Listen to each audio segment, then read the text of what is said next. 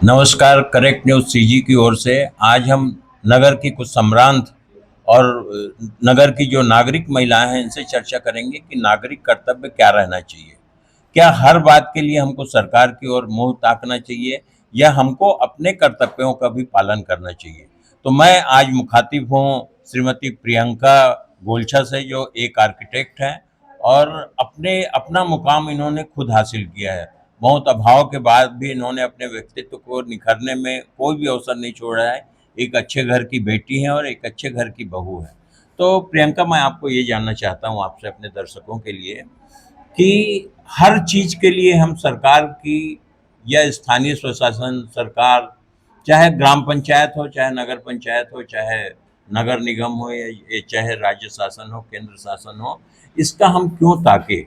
जैसे मैं राजनांदगांव के संदर्भ में लूँ तो यहाँ कचरे की उठाने की व्यवस्था तो पब्लिक के लिए नगर निगम करती है। कचरा गाड़ी आती है, दीदी लोग कचरा इकट्ठा करते हैं, उसका पूरा समायोजन होता है, संयोजन होता है, उसके बाद भी नगर में कचरा दिखता है। तो इसके लिए नागरिकों के कर्तव्य के बारे में मेरे दर्शकों को आप बताइए। सभी को सभी को सादर जय जिनेंद्र। मेरा नाम प्रियंका गोलछा है। मैं एक आर्किटेक्ट हूँ और अभी मैं फ़िलहाल हाउसवाइफ हूँ। और मेरा ये कहना है, जो अंकल ने हमें बताई यहाँ की जनरल एक समस्या कि राजनांदगांव में राजनांदगांव में क्या, हर जगह अच्छी व्यवस्था होने के बाद हम जो है अपने घरों का कचरा बाहर फेंक देंगे या फिर लोग उसे ऐसे ही बाहर छोड़ देंगे, तो इससे अपना ही गांव, अपना ही घर, अपनी ही कॉलोनी, अपनी ही सोसाइटी खराब होगी। तो ज्यादा अच्छा ये रहेगा कि अपने को सरकार ने बहुत अच्छी सुविधा दी है कि गीला कचरा अलग और सूखा कचरा अलग, ये दोनों कचरा हमें अलग अलग रखना चाहिए। कई बार हम घर में ऐसा करते हैं कि हमारे घरों में गीले कचरे निकलते हैं, हम उन्हें एक साथ इकट्ठा करके पूरा एक ही बाल्टी में या एक ही डस्टबिन में डाल देते हैं पूरा। तो इससे क्या होता है, कीटाणु तो आते ही हैं और जो गाड़ी आती है कचरा लेने, उनको भी इस चीज में सुविधा ठीक से पहुंच नहीं पाती है। इसके तो बारे में इससे प्रियंका मैं ये बोलना चाहूँगा कि मैं चूंकि उससे जुड़ा हुआ हूँ तो मैं जानता हूँ कि गीले और सूखे कचरे को अलग अलग करने में सरकार को कितना व्यय करना पड़ता है।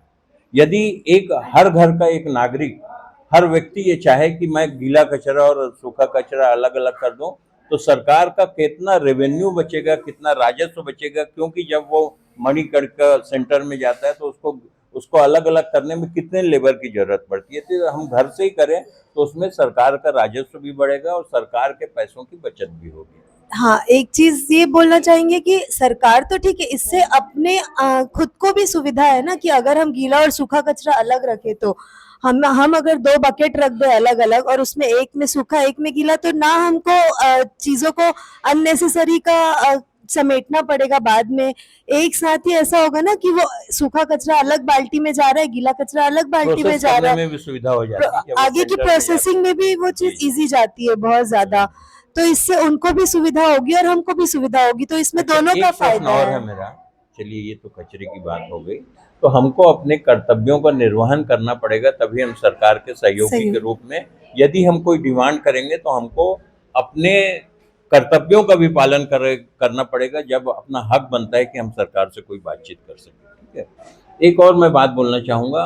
अंधाधुंध पेड़ की कटाई की वजह से जो पर्यावरण में असंतुलता आई है, अभी भीषण गर्मी पड़ रही है, इसके बारे में तुम क्या कहना चाहोगे?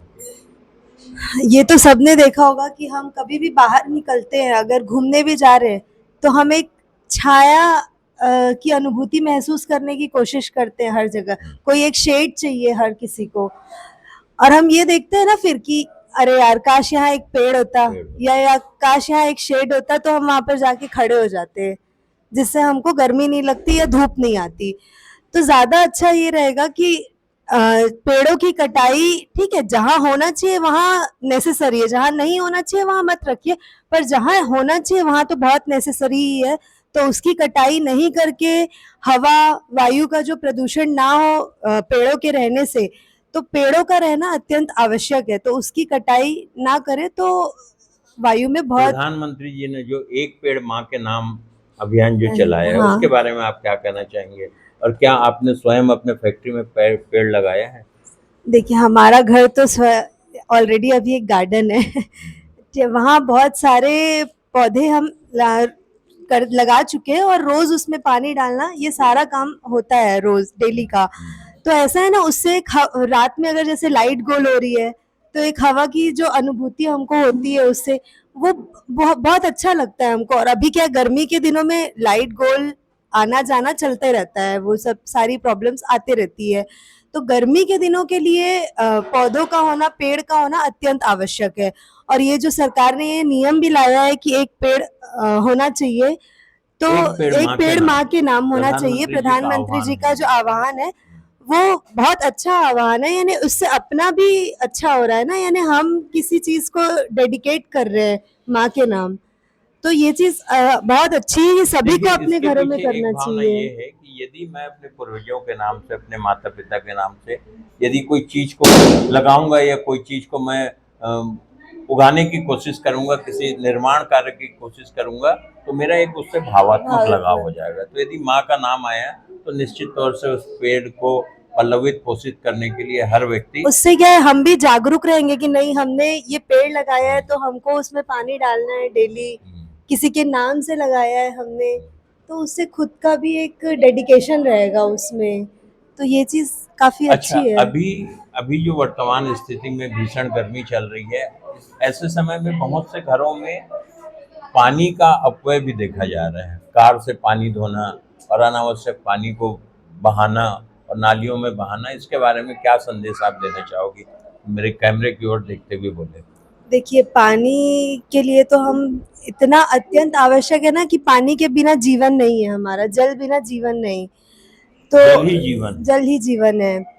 और पानी हमें जितना कम से कम हम बचा सके उतना कम से कम हमें बचाना चाहिए। जैसे कई बार होता है हम टैप ऑन करके रख देते हैं, ऐसे ही छोड़ देते हैं, बाल्टी भरते रहती है, पानी गिरता रहता है, कंटिन्यू चीजों को धो रहे हैं हम, तो ठीक है जो चीज रोज धुलती है हमारी वो अगर हफ्ते में 2 दिन भी धुलेगी तो उसमें कोई आपत्ति नहीं है। कोई दिक्कत नहीं। ऐसा नहीं है कि वो बहुत उसमें धूल बैठ जाएगा वहां पर या बहुत खराब हो जाएगा वो चीज। तो हम हफ्ते में 2 दिन भी अगर उसको धोए, पानी का उपयोग कम करें अभी गर्मी के दिनों में, तो वो चीज जहाँ पानी नहीं है, जैसे कि राजस्थान वगैरह में पानी की कितनी दिक्कत है, मरुस्थल है वो तो। हाँ, तो जिनके पास पानी नहीं है एक बार उनसे पूछिए कि पानी की वैल्यू क्या होती है। जो बिल्कुल बिल्कुल सही बात बोले। इसी संदर्भ में एक मैं आपको अभी भारत और पाकिस्तान के बीच बहुत भीषण संकट चला हुआ है। सिर्फ भारत ने अभी पानी रोकने का काम नहीं किया है, सिर्फ ये बोला है कि हम उस समझौते को हम सस्पेंड कर रहे हैं, तो वहाँ त्राही त्राही पाकिस्तान में मच गई है, जबकि अभी पानी रोका नहीं गया है। तो यही इस बात का प्रमाण है कि पानी की बचत करनी चाहिए और पानी को ऐसा मान के चलिए कि ये आपकी संचित निधि है और इस निधि को आप कैसे धीरे धीरे सकारात्मक काम में यूज में करेंगे, न कि नकारात्मक। मेरे जो कैमरा पर्सन है श्री मनोज देवांगन, ये भी बहुत जागरूक नागरिक है। मनोज, मैं आग्रह करूंगा आप भी एक आध प्रश्न प्रियंका से पूछिए। बहुत बहुत धन्यवाद आपका, इतने व्यस्त समय में आपने समय हमको दिया है और मैं आपको अनुमति देता हूं, आप घर के काम में जुड़ जाइए। सुनील चोपड़ा, डोंडी लोहारा से। सरकार के प्रति हमारा ये दायित्व है कि हम अपने मूलभूत नागरिक कर्तव्यों का अक्षरशः पालन करना चाहिए, ताकि सरकार को भी अपनी व्यवस्था सुचारू रूप से चलाने में सहायक हो। मूलभूत नागरिक कर्तव्य क्या है? मूलभूत नागरिक कर्तव्य में बहुत सारे चीज़ आते हैं, मतलब अपने किस क्षेत्र से बताएं। यदि हम कमाई कर रहे हैं तो टैक्स जमा करें, समय पर पटाएं, है ना। गाड़ी वगैरह खरीद रहे हैं तो जीएसटी वगैरह का भुगतान सही समय में करें।